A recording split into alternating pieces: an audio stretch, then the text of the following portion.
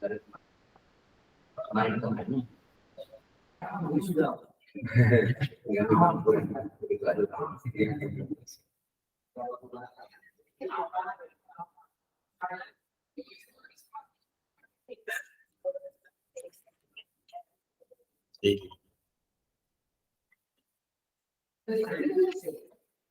terbuka ya.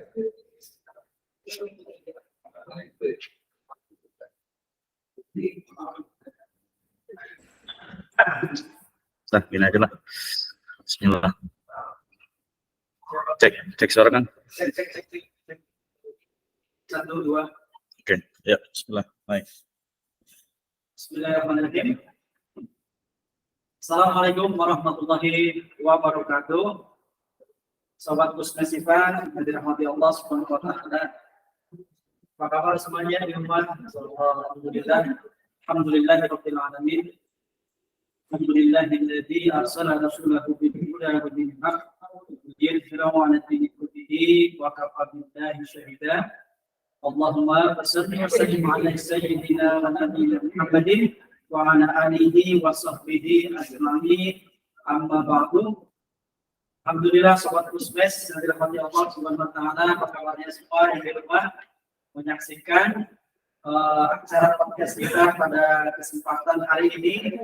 Ya, Masya Allah, alhamdulillah ini topiknya sangat luar biasa, topiknya sangat menarik ya.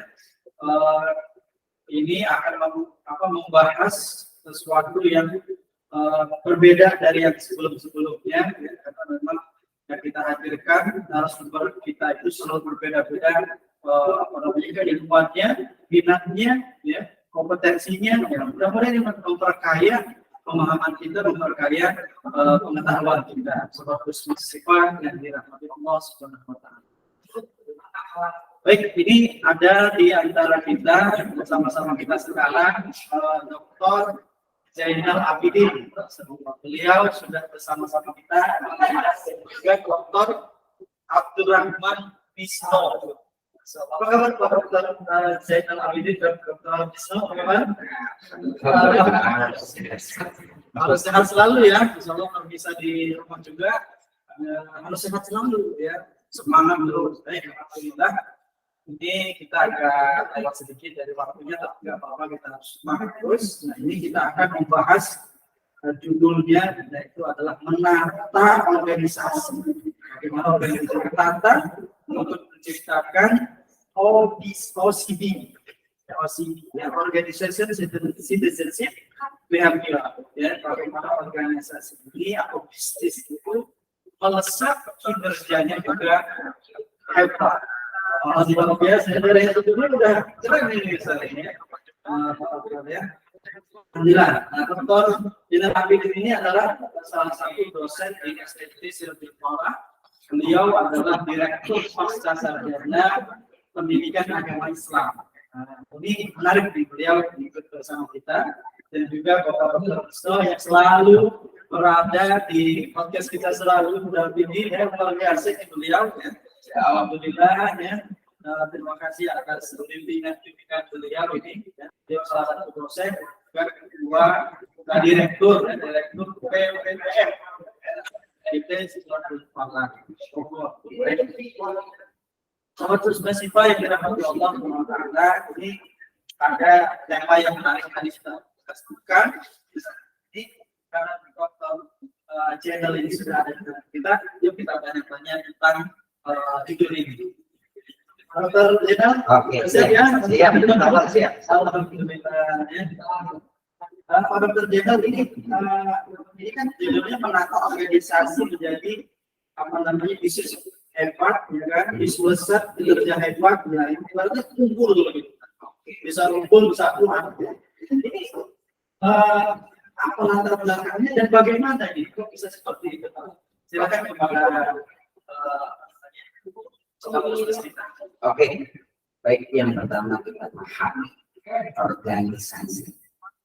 Organisasi itu apa sih? Tentunya organisasi itu bukan hanya satu orang, tetapi terdiri dari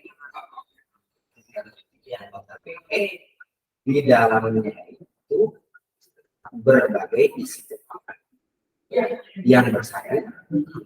Kemudian ketika berbagai isi kepala yang bersatu itu bagaimana menyatukan sebuah keinginan yang harus ditekan di dalam organisasi tadi. Oke.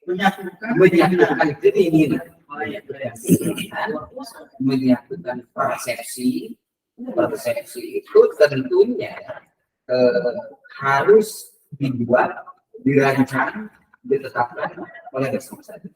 Agak sulit ya sobatnya, bagaimana nih Pak Dokter supaya pelanggan bisa merasa. Oke. Dari awal beberapa orang tadi itu organisasi tadi, yang tentunya latar belakang pendidikan, latar belakang pemikiran, latar belakang sosial itu sangat berbeda. Kemudian tergabung di dalam sebuah organisasi, entah itu organisasi pendidikan maupun organisasi non pendidikan, yang tentunya harus ada kesamaan kepentingan. Satu.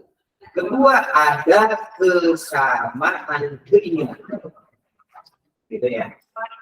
Nah, di situ perangkatnya berarti harus dirumuskan impian. Impian yang harus dirumuskan bersama-sama. Impian adalah visi. Jadi impian itu bukan dibuat oleh top leader saja, tetapi impian itu harus dibuat secara bersama-sama, sehingga dengan mudah organisasi itu dapat dijalankan sesuai dengan hidden rule yang berjalan. Ya. Apalagi ketika kita berbicara organisasi di era globalisasi, yang tentunya teknologi yang begitu coba kita lakukan. Tak kala kita pagi-pagi akan mengejar kereta, kita akan berangkat ke Jakarta. Nah, di dalam angkot itu otomatis ada berbagai gelombang. Ada berbagai gelombang. Kepentingan yang berbeda-beda. Bagaimana kita memposisikan sebagai satu penumpang yang untuk kepentingan kerja kita. Tapi tidak membantu kepentingan yang lain. Berarti kita berangkat awal dari tempat sampai ke stasiun kereta itu harus memanage waktu, mengukur berapa menit atau berapa jam kereta sampai di stasiun kereta, checking dan sebagainya, tiket dan sebagainya, masuk ke kereta, tiba ke tempat kerja di Jakarta. Kenapa atau tidak? Nah itu, jadi tantangan di era global ini harus bisa memprediksi masa yang akan datang. Contoh tadi waktu. Contoh, salah satu contoh waktu. Itu mungkin salah satu yang harus kita persiapkan di awal, bagaimana mengelola sebuah organisasi itu untuk menjadi kuat, untuk menjadi hebat, untuk menjadi maju, untuk menjadi kompetitor dan siap berkiprah agar berdiri mungkin. Itu, baik. Nah, jadi sobat Pusmesiva, jadi untuk menyatukan berbagai impian itu ternyata ada dream, ya kan? Ada impian yang akan menyatukan kepentingan-kepentingan, gitu kan? Nah, impian-impian, apa namanya, keinginan-keinginan, pendapat-pendapat dan sebagainya itu, ya. Jadi ada visi. Nah, ini jadi dari visi itulah yang kemudian akan membuat organisasi itu menjadi hebat, gitu, Pak. Betul. Oke. Nah, ini pertanyaan selanjutnya nih, setelah itu berarti kan harus ada pembuatan visi yang bagus, gitu kan. Nah, ini bagaimana nih Pak Dokter? Untuk membuat visi itu tentunya yang terukur. Nah, yang terukur, smart ya. Oke. Pak Dokter Misno, smart itu seperti apa sih Pak Dokter Misno? Smart itu apa ya? Seperti kalau bahasa Arab itu Itkon, profesional, dilakukan sesuai dengan tupoksinya, kemudian mengoptimalkan potensi yang ada. Betul. Nah, Saya sih kalau smart itu. Oke. Measurable dan treat. Kapan waktunya? Dokter Mino suaranya kurang jelas. Bermimpi yang terlalu tetapi tidak terukur dengan kekuatan organisasi. Oh, Dengan sumber daya, baik itu sumber daya manusia, sumber daya alat yang ada di organisasi itu. Jadi baik. ada apa namanya batasan-batasannya Batasan-batasan. yang terukur oleh kekuatan kekuatan yang dipunyai atau dimiliki oleh lembaga tadi. Baik, baik, baik, baik. Jadi Sobat Pusmes ini semakin memperjelas tadi ya bagaimana organisasi itu bisa hebat, ada visi dan visinya itu harus terukur. Nah, terukur dan smart. Nah, ini luar biasa kan? Ya, smart. Smart itu bukan terjemahnya dari bahasa Inggris ya Pak Dokter ya. Pasti ada singkatan, betul kan? SMART kan itu ya Mas. Iya, betul. Baik. Ini alhamdulillah ini kan sudah dijawab beberapa permukaan gitu ya, permukaan dari Dokter Zainal dari sisi organisasi itu adanya dream itu ya, ada dream, ada visi dan sebagainya. Nanti kita kita ulik yang lebih lanjut lagi karena bahasan kita ini ada di dalam bukunya beliau. Betul kan Ustaz ya? Betul. Bukunya yang seperti apa Ustaz?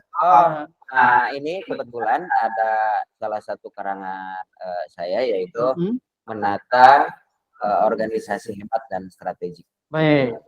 Ini oke. Di sini itu akan menjawab bagaimana trik dan strategik mengelola organisasi sehingga menghasilkan organisasi yang hebat. Baik. Oke. Ini ada buku yang lain atau selain ini Ustaz? Ada. Kebetulan di sini juga saya sudah menghadirkan satu buah buku juga, ada yang namanya OCB, Organization Citizenship Behavior. Jadi di dalam buku ini menjawab bagaimana menciptakan budaya. Organisasi. Iya, ya, baik. Cultural organization yang baik ya. Baik. Yang tentunya budaya yang silih asah, budaya silih asih, dan budaya silih asuh. Masya Allah. Jadi budaya Sunda itu. Budaya Sunda sebenarnya ya. Sunda. Berarti ini buku yang cetakan sebelumnya. Ini kalau misalkan Sobat Pusmes akan memesan, mungkin ada cetakan kedua atau selanjutnya Ustaz ya? Ada selanjutnya nanti. Nanti bisa kita hubungin dari pihak Pusmesifa untuk tindak lanjut itu. Baik. Oke, siap. Nah, itu begitulah jawaban dari Bapak Dr. Zainal gitu kan. Nah, ini Pak Dr. Misno begitu masih di line tersambung Pak. Alhamdulillah ya. Baik. Baik. Kain aja mic di sini ya. Baik. Pak Dr. Misno, tadi menurut Pak Dr. Zainal, organisasi itu akan berkembang, akan tumbuh ya menjadi satu impian yang luar biasa, menjadi hebat itu karena ada satu visi yang dibangun. Ya, kemudian dari situ ada terukur dan menjadi budaya gitu kan nanti ya. Nah, ini kalau dari sisi Pak Dr. Misno, ini dari sisi apa nih nanti? Itu silahkan di elaborasi mungkin ya, elaborasi dari satu pertanyaan tadi. Ya, baik. Terima kasih Pak Kang Rendra ya. Ini menarik sekali nih kalau bicara tentang organisasi. Jadi saya ingin melihat banyak perspektif ya. Ketika kita kan bisa fokus mana mau ke bagaimana mungkin mewujudkan satu misalnya organisasi yang unggul, atau mungkin kita juga bisa flashback juga kepada sirah ataupun sejarah histori di masa lalu, dan juga kita bisa juga menggunakan perspektif dari our religion, our spirituality ya, keyakinan. Ini menarik. Jadi tadi kalau Pak Dr. Zainal berbicara tentang organisasi ya, kalau saya pertama berangkat dari definisi ya, bahwa di dalam Islam itu juga ada minimal itu ada dua istilah. Dua istilah, baik. An-nizam gitu ya, artinya itu adalah struktur sebuah satu kesatuan yang tidak bisa dipisahkan dan memiliki satu tadi dream, memiliki satu main goals, tujuan. Nah, yang kedua yang kedua dari sisi juga yang kita sudah biasa dengan al-jamaah. Nah, sejatinya al-jamaah dalam konteks ini adalah sebuah organisasi.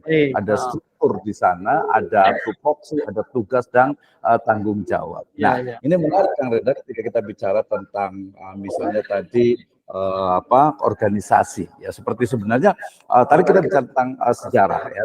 sejarah misalnya bahwa ketika kita sebagai seorang muslim tentu saja baik secara personal maupun secara jamaah itu kita sudah memiliki yang disebut dengan super big dream. Big dream. Ya, Oh, malah kalau super dream. dari salah satu tokoh Jack Ma, dia mengatakan bahwasanya Anda tidak cukup ketika hanya memiliki sebuah dream, sebuah mimpi, tetapi Anda harus memiliki super big dream. Wah, ini Jadi, malah amazing ya. tanggung gitu ya. Oke. Jadi misalnya State Strategy itu visinya ya global gitu kan ya. Jadi internasional jadi because the world is flat gitu ya. Jadi tadi kalau bicara tentang organisasi gitu berarti kan bicara tentang nizam dan juga al-jamaah itu juga sama juga ya. Kita itu menjadi sebuah budaya, menjadi sebuah tradisi tapi sayangnya itu kita kadang suka lupa ya bagaimana kita tuh dalam 5 hari kan ya, 5 kali sehari diajak untuk yang disebut dengan hayya alal falah. Kenapa? Nanti super big dream sebuah jamaah itu adalah al falah di dunia wal akhirah.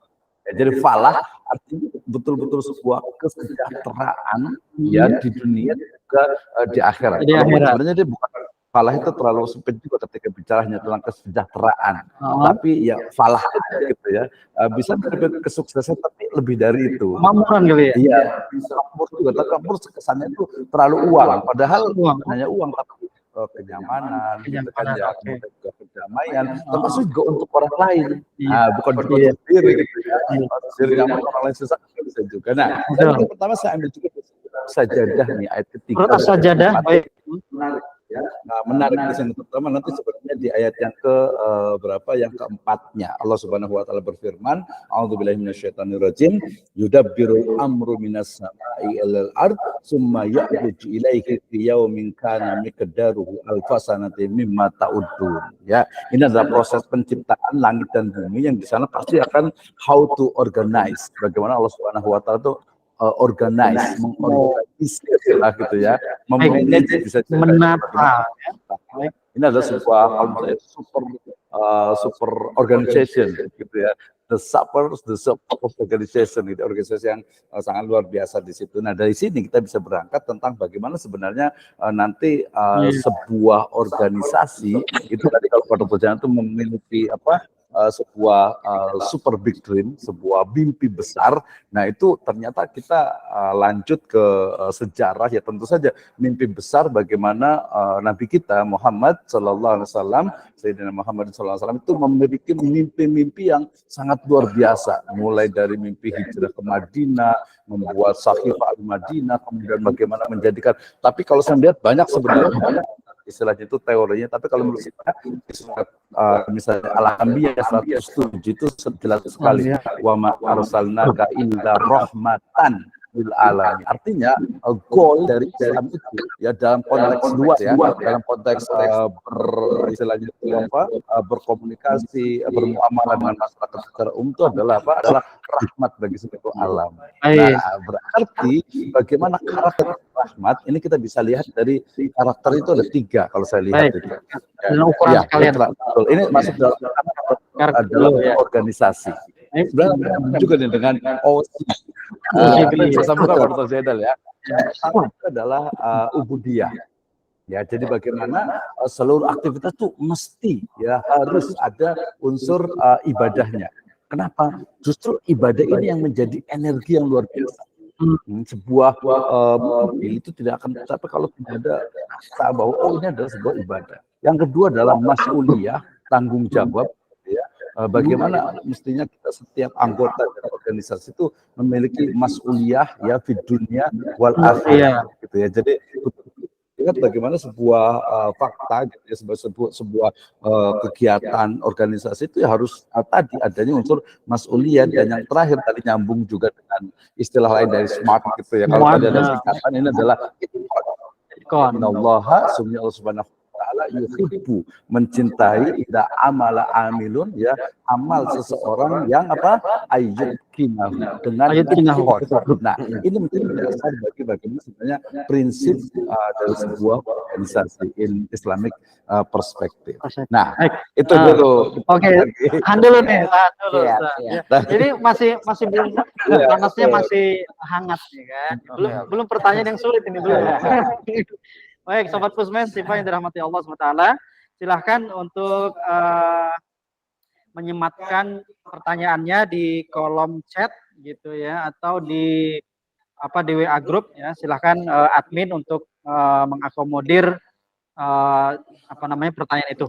Baik, sebelum ada pertanyaan dari peserta gitu ya, yang baik itu ada di Google Meet maupun ada di kolom chat YouTube maupun di kolom chat WA group. Oke, itu. Nah, Pak Dr. Jenal. Nah, tadi kita dijelaskan tentang organisasi secara umum, bahwa ini tuh punya punya dream, punya visi terukur, dan ada budaya. Kemudian dijelaskan tadi oleh Pak Dr. Wisno ada yang disebut dengan super dream dan sebagainya. Nah, ini masih umum nih, organisasi yang seperti apa gitu. Nah, karena ada yang lebih khusus lagi dari organisasi itu. Kan organisasi banyak-banyak nih. Ada organisasi kemasyarakatan, ada organisasi pendidikan. Nah, karena tema judul kita karena bisnis kan untuk meraih yang namanya keuntungan, ya, untuk meraih penghasilan, pendapatan, dan sebagainya. Ini bagaimana ini supaya tema kita ini bisa masuk ke dalam ranah bisnis juga? Oke. Berbicara terkait dari bicara tentang bisnis, bahkan pendidikan itu tidak munafik bahwa pendidikan adalah bisnis. Tidak munafik. Kenapa di situ di dalam pendidikan ada yang harus dikeluarkan. Salah satu contoh untuk menggaji guru, karyawan dan sebagainya, itu membutuhkan nilai tukar yang sampai itu rupiah. Jadi tidak salahnya kalaupun memang bahasanya pendidikan adalah sosial, tapi ini tetap ada unsur bisnis, Kalau tidak ada unsur bisnis ya gimana gitu. Jadi tidak semata-mata sosial. Nah, berbicara terkait dengan organisasi luas ya, organisasi pendidikan, organisasi pendidikan, perusahaan kecil, perusahaan besar, mikro, ya. Nah, kemudian lembaga pendidikan kecil, lembaga pendidikan yang sedang-sedang saja, bahkan sampai ke lembaga pendidikan yang besar. Nah, saya mengutip yang dilakukan oleh James Collins. James Collins. Itu tahun 2001. James Collins itu dia berpendapat bahwa ada dua kelompok perusahaan yang menjadi perusahaan. Itu kelompok perusahaan yang baik. Yang pertama adalah good governance dan kelompok perusahaan yang hebat. Nah, menurut para pemirsa, mana sih perusahaan yang lebih hebat, itu perusahaan yang baik atau perusahaan yang hebat? Ya, ini pertanyaan yang menjebak. Betul. Jadi karakteristik yang membedakan kedua kelompok perusahaan tersebut adalah selain pertama adalah pemimpin, ya, top leadernya. Oke. Terus kemudian karyawan yang kompeten, karyawan yang kompeten yang tentunya duduk pada posisi yang tepat,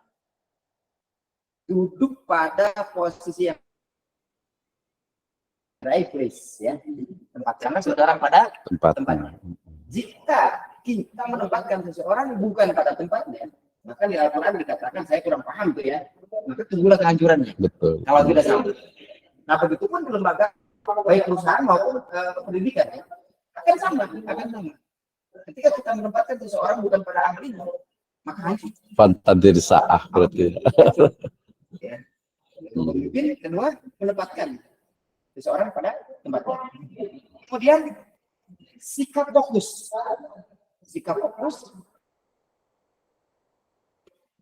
fokus dan tanggung jawab. Jadi tidak cengeng seorang pekerja.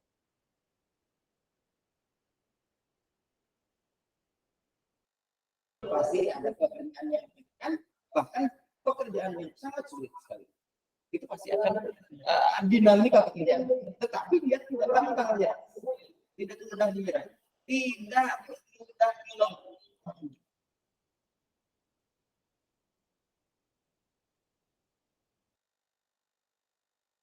Jadi yang terbaik parameternya dan budaya disiplin.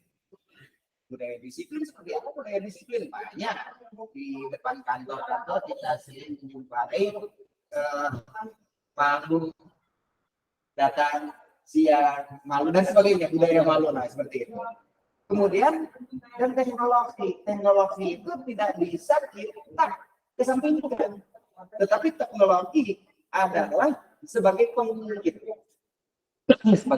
di dalam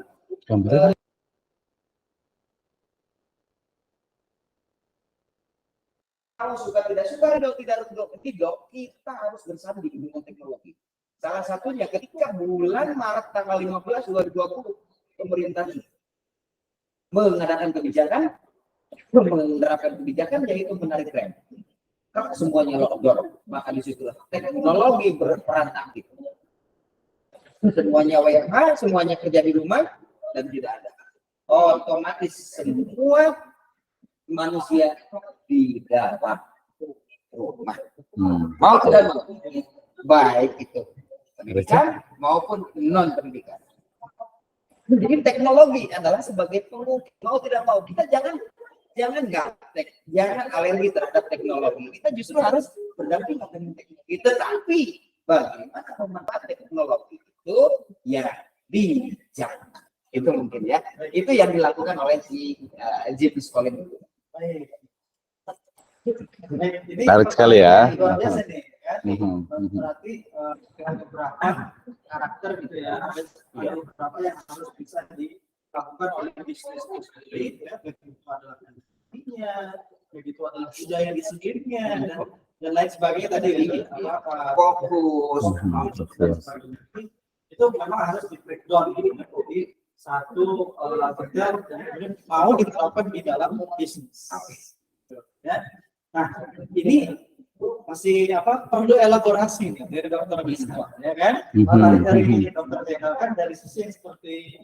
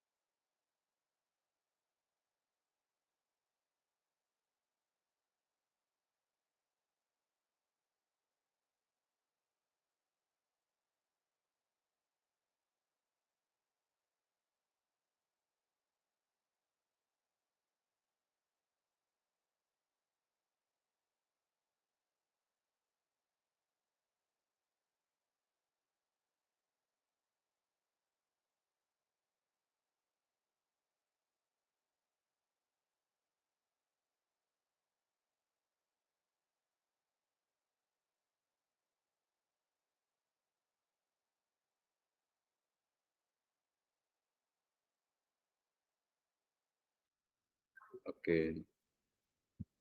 Oke, bisa terdengar ya? Saya dulu nggak masuk dulu kan? Hah? Saya masuk dulu. Iya, masuk dulu aja, silakan.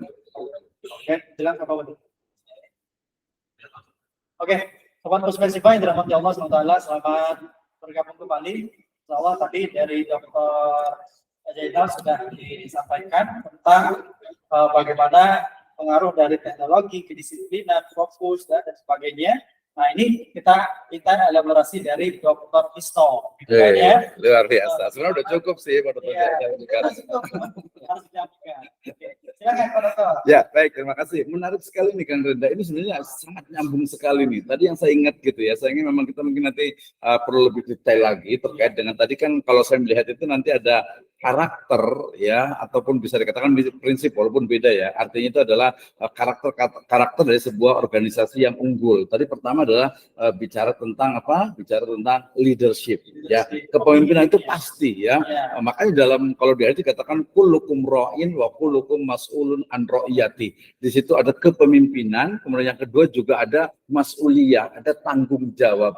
Plus jangan lupa ya, the best leader, super leader, super manager ya, itu adalah Nabi kita Sayyidina Muhammad sallallahu alaihi wasallam ya, kama qala Allah taala a'udzubillahi minasyaitonir rajim laqad kana fi rasulillahi uswatun hasanah. Sungguh telah ada pada diri Rasul itu uswah hasanah. Uswah hasanah seperti apa? Saya biasa selalu menyingkatnya dengan the fast man. FAST, fast man. F adalah fatonah, profesional, A-nya adalah amanah, intelektual tentu saja, kemudian sidik juga pasti ya, dia memiliki kepribadian dan juga tablik atau komunikasinya. Nah ini kita bisa elaborasi kalau kita berbicara mungkin ada khusus ya Pak Dr. Zainal ya tentang leadership. Ya bagaimana sebenarnya karakter dari seorang leader. Ya, so I think different between a leader, ya kita tahu beda antara seorang mungkin disebut dengan pemimpin, between leader and boss, gitu kan ya. Jadi beda tuh antara leader, ya pemimpin dengan boss. Kalau boss itu ya nyuruh-nyuruh gitu ya. Kalau leader enggak gitu, dia memotivasi. Oh, itu nanti next kayak Pak Dr. Zainal ya.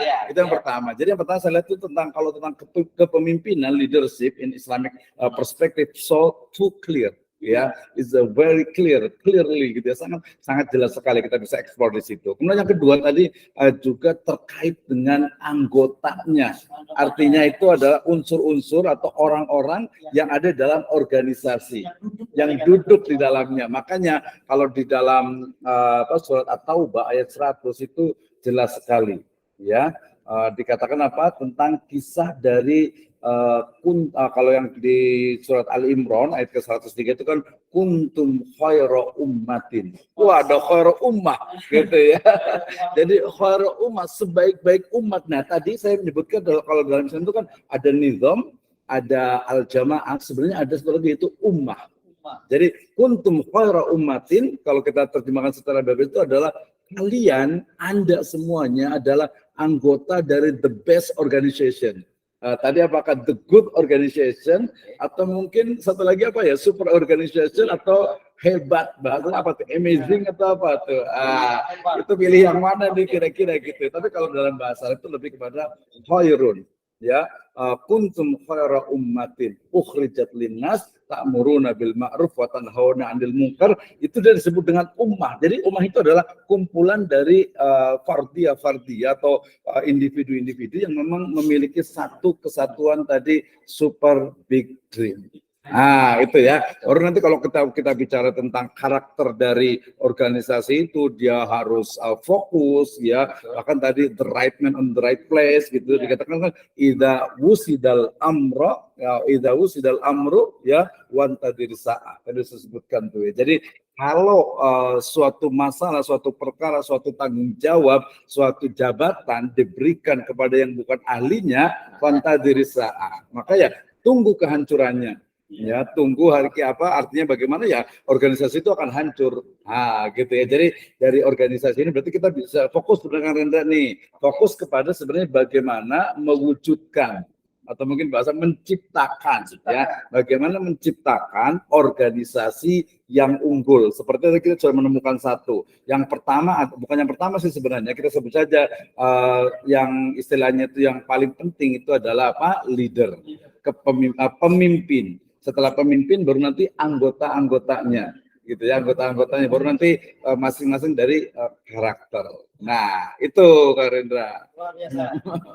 Karena dari apa yang disampaikan Dr. Wisno dengan Dr. Jen itu sebenarnya Nyambung. Iyalah nyambung betul. Karena memang lengkap gitu kan. Saling menambahkan dan sobat Kusmes itu bisa mengaitkan dengan sesuatu yang lain ya. Mungkin di lingkungannya sekitar itu punya bisnis apa ya, punya pekerjaan apa, sekarang sedang profesional di dunia bisnis apa, atau mungkin ada sesuatu yang komoditas mungkin. Nah, ini bisa diterapkan ya, bahwa seorang leader itu memotivasi. Betul, ya itu dari sisi leadernya, betul.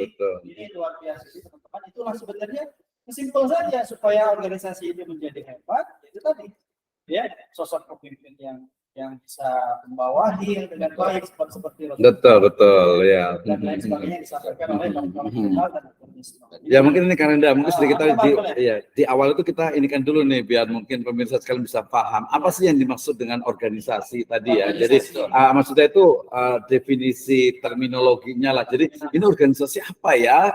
Gitu kan ada organisasi keagamaan, ya organisasi tadi pendidikan, berarti dia ada sebuah lembaga pendidikan. Artinya ketika tadi Pak Dr. berbicara tentang organisasi, berarti contoh realnya itu adalah bisa sekolah. Ya jelas kan, sekolah itu dengan berbagai tingkatannya, TK, SD, SMP, SMA, ya perguruan tingginya, kemudian nanti organisasi bisnis atau juga organisasi non profit NGO. Ya, NGO kan ya, non government organization. Ini juga penting, LSM. Jadi kita bicara tentang sebuah organisasi dalam berbagai bentuknya. Misalnya tadi karena kita di Street Roger Valley ini adalah ya pendidikan, maka organisasi pendidikan.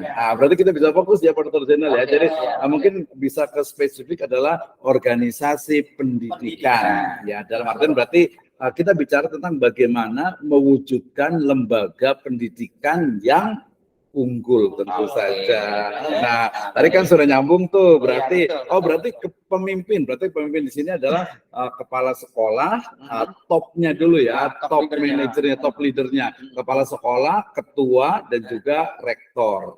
Nah, lanjut dulu itu maksudnya kita jelaskan dulu biar clear. Maksudnya ini organisasi apa nih kayak gitu. Iya gitu ya. Ya berarti kita bagi dua, organisasi pendidikan dengan organisasi ekonomi dan bisnis gitu. Karena tadi ada NGO yang sifatnya itu non profit. Gitu. Silakan lanjut dulu ke Pak Dr. Zainal. Mungkin ada yang mau ditambahkan dari tadi atau ada pertanyaan baru nih ya? Baru ya. Nah, kalau tadi dari sisi itu, dari sisi bagaimana organisasinya, bagaimana organisasi itu bisa hebat. Nah, ini ada pertanyaan juga mengenai bagaimana ketika organisasi itu kan punya kinerja. Kinerja ya. Kinerja ini kan organisasi adalah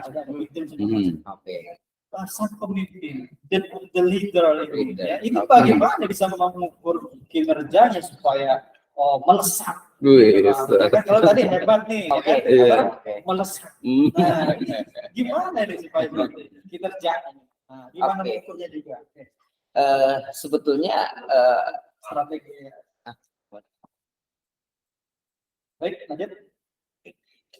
Sebetulnya untuk mengukur kinerja karyawan atau guru itu bisa berbentuk kuanti dan bisa berbentuk kuali. Salah satu contoh pemimpin yang mau turun ke bawah dan menghargai bawahan. Salah satu contoh pengakuan dari pimpinan itu sangat dibutuhkan oleh bawah, baik itu guru maupun karyawan, baik itu medik maupun pendidik ya. Contoh pengakuan, ketika guru tidak membuat RPP, contoh kecil aja. Iya, betul. RPP kalau zaman dulu, kalau zaman sekarang mungkin bukan RPP ya Pak, di kurikulum Di kurikulum itu beda. bahan modul ya. Modul ya.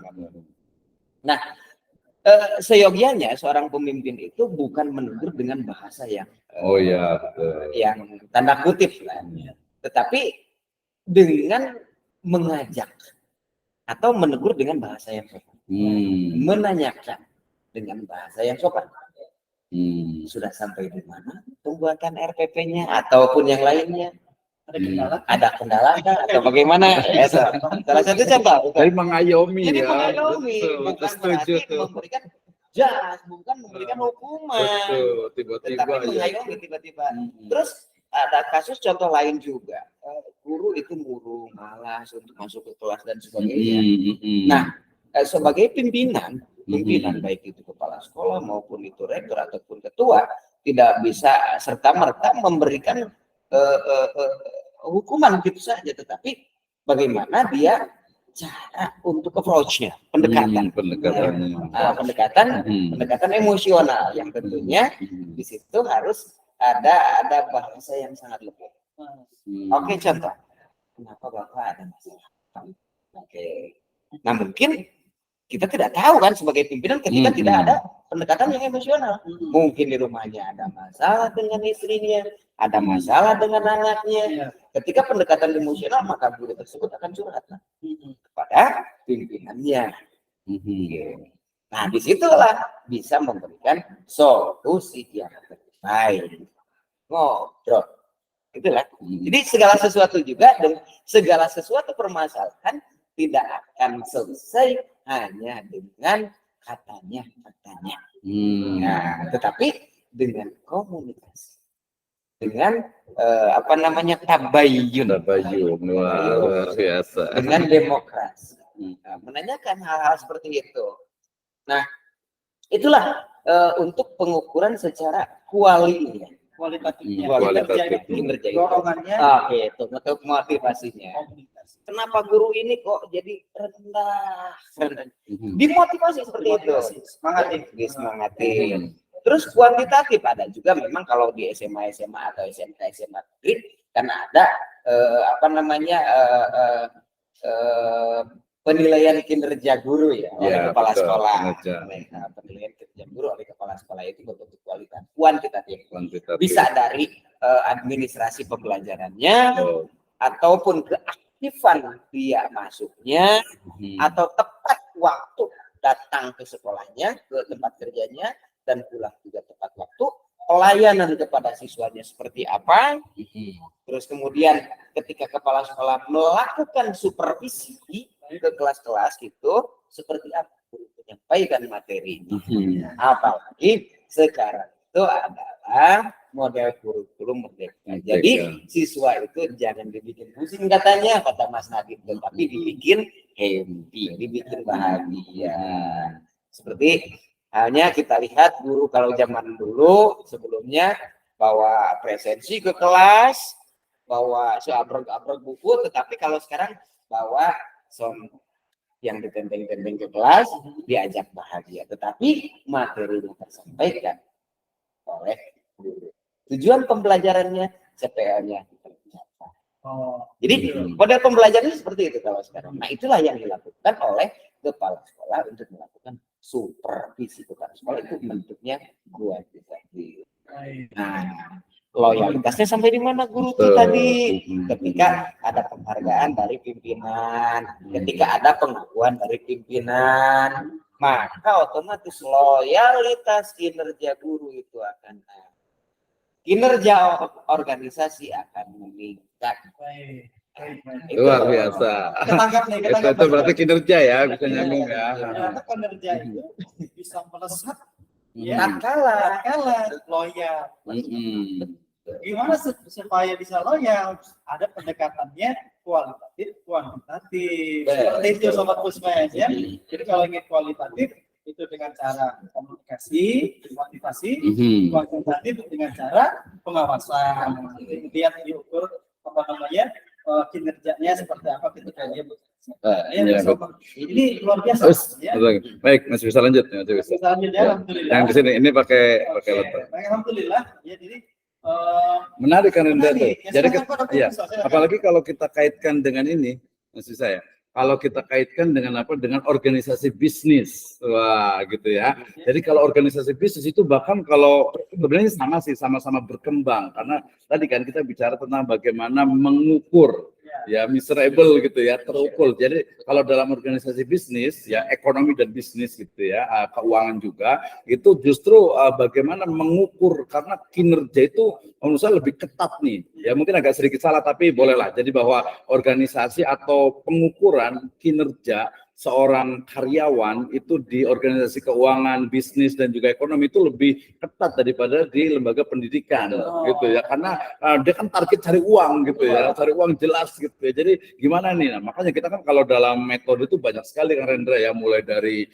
balance scorecard gitu ya, kemudian juga sekarang dengan masalah performa gitu ya, dengan Pak Firdaus ya, Dr. Firdaus gitu. Tapi kalau menurut saya ada yang menarik juga. Ketika saya dulu pernah di sebuah perusahaan juga, dia menggunakan bagaimana poin-poin yang menjadi standar ukuran kinerja. Ini yang paling penting. Ya, tapi karena waktunya panjang ini kayaknya mungkin next time kali ya. Dengan khusus untuk kinerja. Tapi ada satu yang paling penting menurut saya itu adalah kelemahan dari balance scorecard, kemudian juga kelemahan dari beberapa sampai kepada aplikasi dan juga model ataupun sistem untuk menilai kinerja baik yang kuali ataupun kuanti gitu ya, itu adalah tidak memasukkan karakter perilaku Islami, akidah, tauhid ke dalam variabel dari kinerja itu. Nah, menarik justru. Jadi gini, ketika saya di sebuah perusahaan kemarin itu saya ingat sekali di wilayah Sentul City sana. Jadi ketika seorang karyawan itu dianggap memiliki kinerja bagus ketika dia itu mampu mengimplementasikan nilai-nilai tauhid, nilai-nilai kepercayaannya. Artinya begini Kang Rendra, seorang karyawan itu, jadi kita konteksnya adalah Islamic Organization gitu ya. Jadi bukan hanya melihat dari sisi, oh udah berhasil nih, oh untungnya banyak nih, oh alumninya bagus nih. Tidak hanya itu, ya, tetapi juga bicara tentang bahwasanya ada proses ya. Ketika karyawan itu bagus, bukan hanya tercapai targetnya, tapi juga dia menjadi juga anfa'uhum linnas untuk teman-temannya.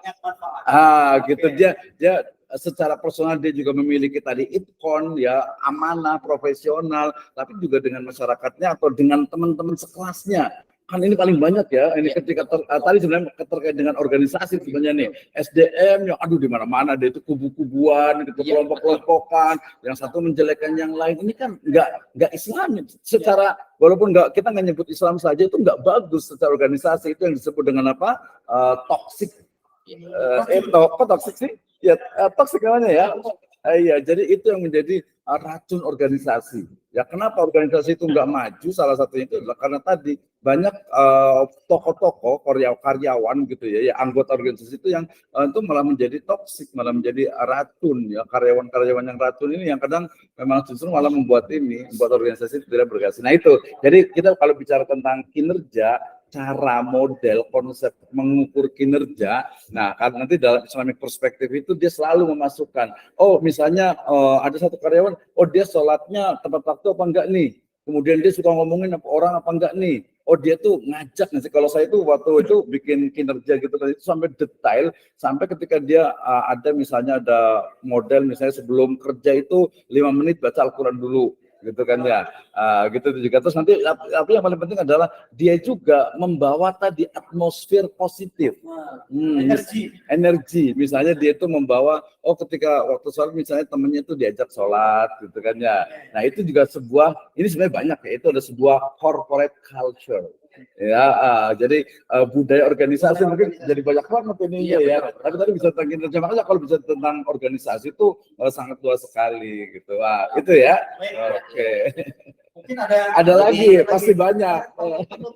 Jadi saya ingat ketika berbicara tadi dikatakan ada apa namanya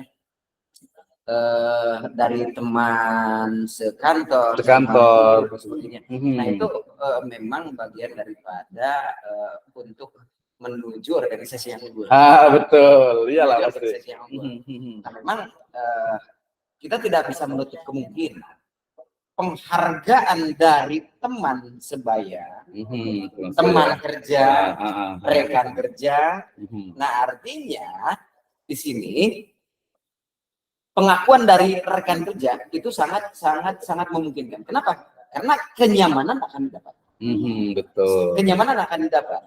Saya ingat yang dikatakan Stephen Bungay, Pak. Stephen Bungay ada di buku ini, di buku menata organisasi ya, Pak, dan strategi itu ya untuk meraih sebuah kesuksesan di dalam organisasi itu menjadi organisasi yang kuat, hebat, dan bisa berkompetitor dengan organisasi-organisasi lain. Nah, salah satunya itu tadi sebagai pengungkitnya adalah bagaimana menciptakan iklim atmosfer di dalamnya itu atmosfer yang sejuk, positif ya, sejuk. Yang sejuk, satu sama lain menghargai, tidak ada dusta di antara kita, tidak ada budaya sikut mengikut.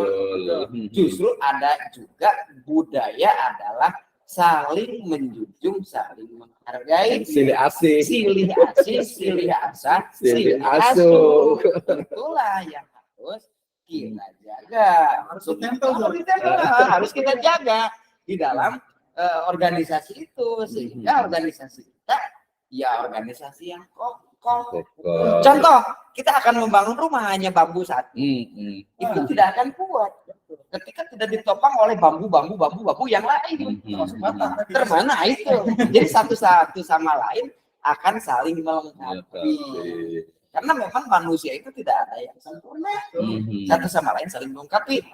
Ada kurangnya dan mempunyai kelebihannya. Itulah organisasi. Begitu, Pak. Bahkan di dalam sebuah organisasi sekolah, contoh itu sekolah itu harus ada ruangan khusus, ruangan makan. Nah, ruangan makan ini fungsinya satu sama lain akan ngariung bareng ketika makan dan bisa berkolaborasi, bercerita apa yang menjadi kesulitannya, apa yang menjadi keinginannya, bisa. Bagus. Pun kepala sekolah jangan jaim-jaiman, ikut nimbrung di situ. Kalau merakyat harus turun ke bawah.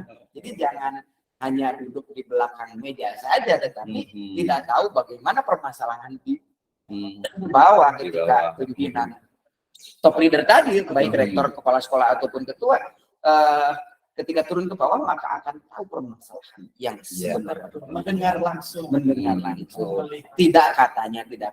Kalau seorang top leader, seorang pemimpin hanya mendengar kata-katanya saja, dia tunggu kehancurannya. Bisa saja mungkin ini akan menjadi pemicu untuk menjadi kehancuran. Ada perasaan X atau perasaan Y, bisa dihubungi. Baik, luar biasa ya. Luar biasa. Memang apa yang dikatakan oleh Dr. Zainal dan Dr. tadi sangat cocok sekali ya bagi kita pelaku bisnis, pelaku pendidik ya, didik atau NGO tadi yang disampaikan oleh Dr. Wisnu ya. Ini luar biasa bagi teman-teman semua. Baik, ini tadi jawaban closing. Ya. Atau mau ada closing di Dr. Wisnu? Ya, mungkin nanti insya Allah Pusmesifa ini ke depan kita akan jawab lebih detail lagi. Misalnya tadi secara spesifik misalnya how to be leader. Gitu ya, bagaimana menjadi seorang leader, pemimpin, atau bagaimana karakter seorang leader, itu yang pertama. Yang kedua adalah tadi bagaimana misalnya kinerja, bagaimana cara mengukur kinerja sekaligus juga solusi-solusi ketika menghadapi berbagai macam tantangan di organisasi itu, gitu ya. Ya, satu lagi nanti mungkin lebih spesifik ke satu organisasi bisnis, ekonomi bisnis keuangan, satu lagi fokus kepada organisasi ke pendidikan. Karena ini kan di sekolah banyak artinya itu dari pengelolaan SDM-nya, gurunya gitu, keluar masuk. Tapi kalau keluar masuk sudah menunjukkan sangat tidak nyaman di dalamnya. Ya, tapi kita kayaknya mungkin ini kali ya, kalau kita kasih kuis nih yang bisa jawab nih. Oh betul, dari teman-teman di kolom chat sudah ada Pak operator. Kita kasih ini nanti mungkin jadi pertanyaan menarik gitu. Ini kebetulan saya biasa kalau ketika training di manajemen SDM selalu yang ditanya itu adalah organisasi mana yang anggotanya itu paling dalam tanda petik itu militan. Militan itu bukan militan yang negatif ya, tapi gantilah yang memiliki loyalitas tinggi. Apakah nanti militer gitu ya, atau mungkin juga agama ya, atau pondok pesantren tadi masuk juga, atau mungkin juga misalnya apalagi kan enggak lagi enggak maksudnya keagamaan. Jadi organisasi mana yang loyalitasnya itu tinggi gitu ya, partai politik gitu ya, organisasi tadi ke sosial gitu ya, atau mungkin yang kita tahu kan militer katanya gitu kan ya. Itu jadi pertimbangan juga itu di manajemen ini. Jadi yang mana nih yang betul-betul dimiliki loyalitas yang tinggi. Itu pasti melesat. Iya gitu. Itu dari saya. Sekali lagi kita pada pesan. Jadi statement closing ini mungkin kalau kita ingin membangun sebuah organisasi yang hebat, sebuah organisasi yang unggul, ya tentunya yang pertama adalah kita membangun sumber daya manusia. Oh, SDM-nya betul. Sumber daya manusia itu harus bagaimana? Pertama, ciptakanlah budaya organisasinya, organisasi yang sehat budayanya, organisasi yang sejuk budayanya, tidak ada budaya hangat-hangatan. Hangat-hangatan ya? Hangat jahe. Oh, hangat jahe. Oh, sebentar doang. Apa namanya, ingin rebutan kekuasaan, jabatan dan sebagainya di depan mukanya seperti ini. Oh iya. Nah itu harus dihilangkan karena itu akan menjadi sebuah duri di dalam organisasi. Betul. Itu budaya. Ketiga juga SDM di kepribadiannya seperti apa? Betul. Ada yang ekstrovert, ada yang introvert dan sebagainya. Nah, jadi budaya yang harus dipersiapkan seperti apa budayanya, atmosfernya seperti apa, kemudian kepribadian dari orangnya tadi, baik dari seorang pemimpinnya maupun anggota organisasi. Termasuk siapa ketika di sekolah berarti harus membentuk karakter yang ditujukan oleh guru-guru tadi adalah siswa, ditujukan memberikan solidaritas. Kemudian berikanlah pelayanan yang prima kepada siapa? Pelanggan. Siapa pelanggan ini? Pelanggan itu ada dua, pelanggan internal dan pelanggan eksternal. Pelanggan internal adalah tadi guru, tata usaha, satpam, tukang masak, tukang sapu dan sebagainya, itu adalah pelanggan internal. Pelanggan eksternal adalah siswa dan orang tua siswa serta masyarakat yang ada di sekolah. Ciptakanlah budaya yang sejuk, ciptakanlah iklim yang nyaman, iklim yang seperti AC di 17. Pas 17 ya. Jadi sejuk sekali. Manakala ada hal-hal yang tidak diinginkan, otomatis masyarakat itu lembaga itu. Organisasi unggul, organisasi sehat, tujuan tercapai, kinerja, strategi yang itu saja mungkin. Luar biasa. Cukup ya, udah 1 jam. Cukup udah lebih, betul. Nanti kita lanjut lagi pertemuan akan datang. Sobat Pusmes yang setia ya menyaksikan ya, di sini ada dua kanal ya, dari YouTube dan juga dari podcast ya. Coba teman-teman Sobat Pusmes silakan untuk berkolaborasi dengan Pusmes Sifa dengan layanan-layanan yang ada di Pusmes Sifa, begitu training yang dari podcast Sifa sajikan kepada teman-teman pada hari ini ataupun yang sebelumnya, untuk masa yang akan datang, kita bisa breakdown di organisasi teman-teman di tempatnya masing-masing, di sekolah, di perusahaan dan sebagainya, dari narasumber yang ada di STT. Baik, teman-teman semua, sobat Pusmes Sifa yang dirahmati Allah SWT, demikianlah podcast kita yang ke-7 pada hari ini. Ya, semoga kita kedepannya ya, minggu depan kita akan coba masuk ke dalam wilayah filsafat. Nah, ini masuk ke dalam wilayah filsafat yang akan dipandu oleh salah satu dosen di STIP Semarang. Tetap ada di grup WA kita, tetap selalu memantau kegiatan dan ikut kolaborasi di acara-acara atau event Pusmesifa. Assalamualaikum warahmatullahi wabarakatuh. Waalaikumsalam.